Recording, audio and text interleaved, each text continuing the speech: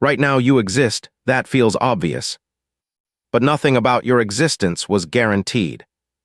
Look around, chairs, air, stars, planets, all of it is here. Now try to imagine the alternative, not darkness, not empty space. Truly nothing, no matter, no space, no time, no laws. That state seems simpler, cheaper, easier for reality to pick. So here is the question that has haunted thinkers for centuries. Why is there something instead of nothing? The philosopher Gottfried Leibniz asked it plainly in 1714. Leibniz was a German thinker who also helped invent calculus. He believed nothing happens without a reason, so the universe needs one too. But maybe your intuition about nothing is the real mistake. You assume nothingness is the natural default, the resting state. Physics quietly suggests that might not be true at all. Start with what empty space actually is. You picture a vacuum as pure emptiness, total stillness. It isn't. A vacuum fizzes with restless energy. Tiny particles flicker into existence, then vanish constantly. Physicists call these quantum fluctuations, brief loans of energy from empty space. So even empty is doing something. Nothing is surprisingly busy. This wasn't a guess, it was measured. In 1948, physicist Hendrik Casimir predicted a strange effect. Put two metal plates extremely close together in a vacuum. The busy vacuum pushes them together, a force from apparent emptiness. Experiments confirmed it. Nothing can push, let that land. So maybe existence doesn't need permission. Maybe emptiness is unstable. An unstable nothing wouldn't stay nothing for long. But that creates a problem. Where did all this energy begin?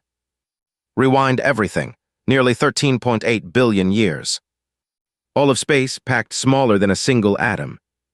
Then it expanded, not an explosion in space, space itself stretching. You can still hear the echo of that beginning today. In 1964, two engineers found a faint hiss they couldn't remove.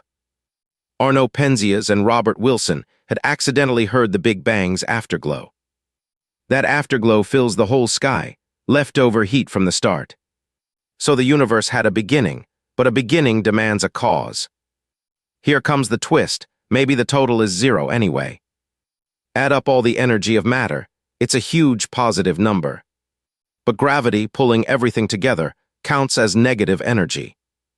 The positives and negatives may almost perfectly cancel out. Physicist Lawrence Krauss argues the universe might sum to nothing. If so, making a universe costs almost no net energy at all. A free universe, balanced on the edge of zero. So something and nothing may be closer than you thought. But be honest about the limits. This is not a final answer. Quantum fluctuations still need quantum laws to exist. And laws are not nothing. Where did the rules come from? So the question retreats, one step deeper but never fully leaves. Maybe nothing is not even a possible state of reality. Maybe something has to exist, and pure nothing simply can't hold. Now bring this back to you, to an ordinary moment. Your body is made of atoms forged inside dead stars. Those atoms trace straight back to that first expanding point. You are one way this restless universe folded up and looked at itself.